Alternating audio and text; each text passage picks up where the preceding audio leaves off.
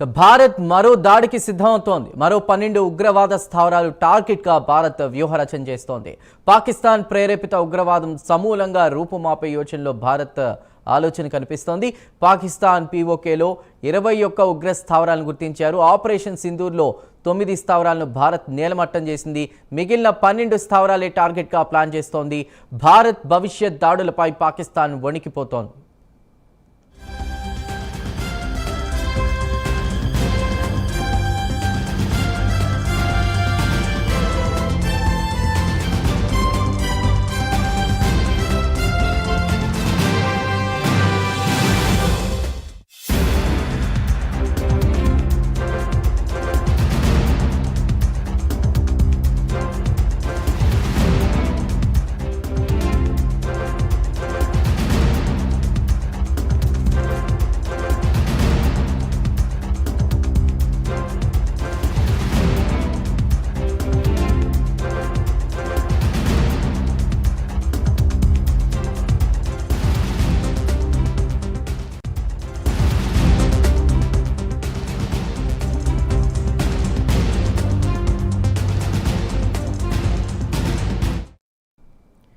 భారత్ మరో దాడికి సిద్ధమవుతోంది. మరో 12 ఉగ్రవాద స్థావరాలు టార్గెట్గా భారత్ వ్యూహరచన చేస్తోంది.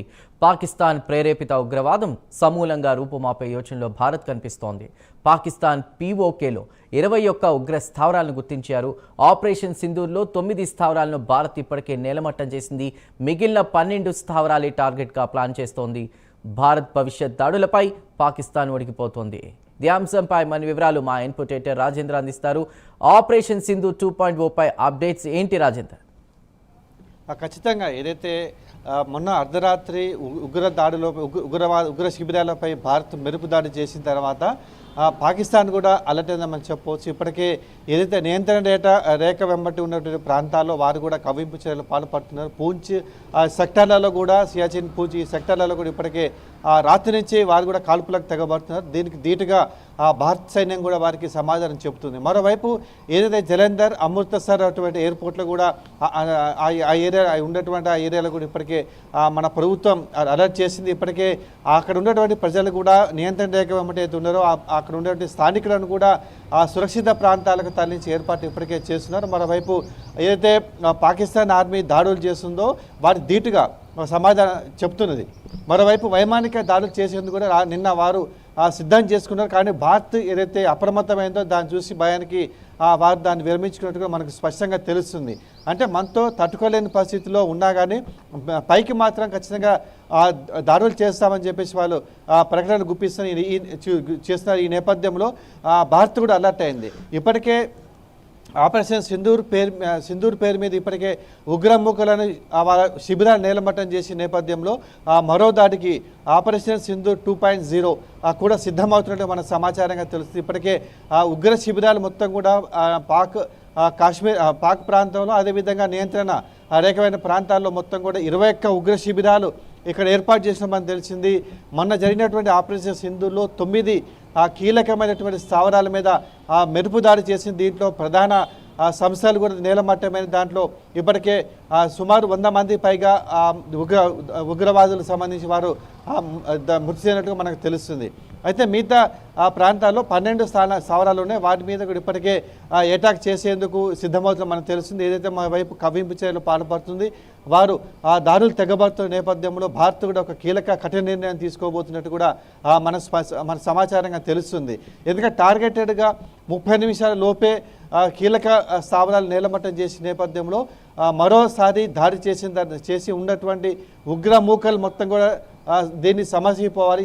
ఈ పరిష్కారానికి శాశ్వతమైనటువంటి ఈ సమస్యకు శాశ్వత పరిష్కారం చూపాలనే లక్ష్యంలోనే భారత్ ఉన్నట్లు కూడా మనకు తెలుసు. దీంతో రక్షక దళాలు, త్రివిధ దళాలు మొత్తం కూడా ఆ విధంగా వ్యూహాత్మకంగా అడుగులు వేస్తున్నాం. మరోవైపు పాకిస్తాన్ చేసేటువంటి కవ్వింపు చర్యలు కానీ వారు తీసుకునేటువంటి చర్యలు కూడా మొత్తం నిశ్చితంగా గమనిస్తున్న నేపథ్యంలో భారత్ ఏ విధంగా అటాక్ చేస్తుంది, ఏ లక్ష్యంగా మరోసారి అటాక్ చేయబోతున్నది సర్వత్రా ఆసక్తి నెలకొని ఉన్నట్టుగా మనం చెప్పవచ్చు. చందు, రాజేందర్, అంటే ప్రతీకార చర్యల్లో కూడా మానవత్వం చాటుకుంది మన ఇండియన్ ఆర్మీ. అంటే కేవలం ఉగ్రవాద స్థావరాలే టార్గెట్గా దాడులు నిర్వహించింది, కానీ పౌరులకు ఎటువంటి ఇబ్బంది లేకుండా, ప్రాణ నష్టం లేకుండా చూసింది. కానీ పాక్ ఉగ్రవాదులు లేదా అక్కడ ఉన్నటువంటి ఆర్మీ వాళ్ళు మాత్రం ఇక్కడ పౌరులకి నష్టం కలిగించేలా విద్యార్థుల్ని అదేవిధంగా దాదాపు 15 మంది పౌరుల్ని కాల్చి చంపినట్లు 43 మంది నుంచి 45 మంది వరకు గాయపడినట్టు తెలుస్తోంది. మరి దీన్ని భారత్ ఏ విధంగా ఎదుర్కోబోతోంది సరిహద్దు వెంబడి?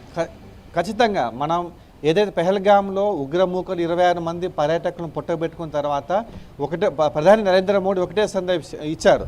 ఏదైతే అత్యంత కిరాతకంగా పర్యాటకులను పుట్టబెట్టుకున్న ఉగ్రమూకలకు ఖచ్చితమైనటువంటి సమాధానం చెప్తాం, కోలుకోలేని సమాధానం, జీవితంలో వారు కోలుకోలేని చర్యలు తీసుకుంటామని ప్రకటించారు. ఆ దిశగానే అంటే కేవలం టార్గెటెడ్గా ఉగ్రమూకలు ఉగ్ర శిబిరాలు టార్గెట్గానే భారత్ దాడులు చేస్తుంది. మరోవైపు ఏదైతే ఉగ్రవాదాన్ని అంతమొందించాలి, ఈ సమస్యకు శాశ్వత పరిష్కారం చూపాలనేటువంటి మన భారత్ ఒక మంచి లక్ష్యానికి ప్రపంచ దేశాలు కూడా ఇప్పటికే మద్దతు ప్రకటిస్తున్నాయి. అమెరికా కానీ, జపాన్ కానీ, రష్యా కానీ, ఇజ్రాయెల్ ఇలాంటి దేశాలు మొత్తం కూడా మనకు సంపూర్ణ మద్దతు ప్రకటించి అనేక దేశాలు కూడా మనం చేసేటువంటి చర్యలకు సమర్థించుకుంటున్నాయి. కానీ పాకిస్తాన్ మాత్రం పూర్తిగా వ్యతిరేకంగా డిఫరెంట్గా మన దేశంలో ఉన్నటువంటి నియంత్రణ వెంబడి ఉన్నటువంటి ప్రాంతాల్లో చిన్నపిల్లలు, మహిళలు, స్థానికులు టార్గెట్గానే వారు దాడులు చేస్తున్నారు. నిన్న జరిపిన దాడిలో కూడా వారి లక్ష్యాలు కూడా ఇవే అంటూ మనకు స్పష్టంగా తేటతెల్లమైన నేపథ్యంలో వారి లక్ష్యాలు పూర్తిగా స్థానికులు టార్గెట్గానే చేయబోతున్నట్టు కూడా మన భారత సైన్యానికి, భారత దేశానికి సమాచారం ఉన్నది. ఈ నేపథ్యంలో వారి కవ్వింపు చర్యలు చేపడుతుంది. కానీ మనం చేసే దాడులు కూడా మొన్న జరిపినటువంటి ఆపరేషన్ సింధూర్ మెరుపు దాడి కూడా ఉగ్రమూకుల వాళ్ళ శిబిరాలు టార్గెట్ కానీ తప్ప పాకిస్తాన్లోని ఆర్మీ స్థావరాలు వాళ్ళ శిబిరాలు కానీ పాకిస్తాన్ పౌరులుగా మనం టార్గెట్ ఎప్పుడు చేయలేదు. మొన్న జరిగిన దాడులు కూడా అదే విధంగా కేవలం ఉగ్రమూకల మీద దాడులు చేశాను తప్ప వారి టార్గెట్ చేయలేదు. కానీ పూర్తిగా పాకిస్తాన్ భిన్నంగా దాడులు లక్ష్యాన్ని ఎంచుకున్న నేపథ్యంలో భారత్ ఈసారి చేసేటువంటి దాడులు కానీ ఏ విధంగా ఉండబోతున్నాయి అనేది కూడా చర్చ జరుగుతుంది. దీని మీద ప్రధానమంత్రి కానీ, రక్షణ త్రివిధ దళాలు కానీ ఒక వ్యూహాత్మకంగా అడుగులు వేస్తున్నాయి. దీని మీద ఏ విధంగా అంటే భారత్ చెప్పదు, చేసి చూపిస్తుంది అన్నట్టుగా మన లక్ష్యాలు కూడా అదే విధంగా ఉండబోతున్నాయి. ఖచ్చితంగా వారికి బుద్ధి చెప్పేందుకే సమాయత్తం అవుతున్నట్లు కూడా మనకు తెలుస్తుంది. Chandu. Right Rajender, thank you for the updates.